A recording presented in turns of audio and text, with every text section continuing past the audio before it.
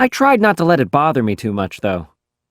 I've never been allowed to go to the Crossland haunted house before, and I wasn't going to let Rowley ruin it for me. Roderick has told me all about it, and I've been looking forward to this for about 3 years. Anyway, when we got to the entrance, I started having second thoughts about going in.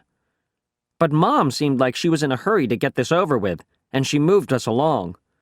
Once we were through the gate, it was one scare after another. There were vampires jumping out at you, and people without heads and all sorts of crazy stuff. But the worst part was this area called Chainsaw Alley. There was this big guy in a hockey mask, and he had a real chainsaw. Roderick told me the chainsaw had a rubber blade, but I wasn't taking any chances. I ran. Right when it looked like the chainsaw guy was going to catch us, Mom stepped in and bailed us out. She said, "That's not nice." And he mumbled, "I'm sorry, ma'am." Mom made the chainsaw guy show us where the exit was, and that was the end of our haunted house experience right there. I guess it was a little embarrassing when Mom did that, but I'm willing to let it go this one time. Saturday. The Crossland haunted house really got me thinking. Those guys were charging $5 a pop, and the line stretched halfway around the school. I decided to make a haunted house of my own. Actually, I had to bring Rowley in on the deal, because Mom wouldn't let me convert our first floor into a full-out haunted mansion.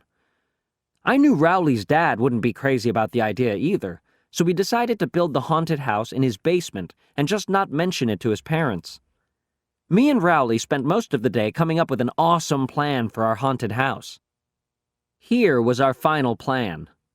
A hall of screams, a lake of blood, a bottomless pit, a rat tunnel, a maze of 1,000 skulls, a knife alley, a severed hand hall, and last, a death slide into an acid lake. I don't mean to brag or anything, but what we came up with was way better than the Crossland High School haunted house. We realized we were going to need to get the word out that we were doing this thing, so we got some paper and made up a bunch of flyers. Haunted house with live sharks. I'll admit, maybe we stretched the truth a little in our advertisement, but we had to make sure people actually showed up. By the time we finished putting the flyers up around the neighborhood and got back to Rowley's basement, it was already 2:30, and we hadn't even started putting the actual haunted house together yet. So we had to cut some corners from our original plan.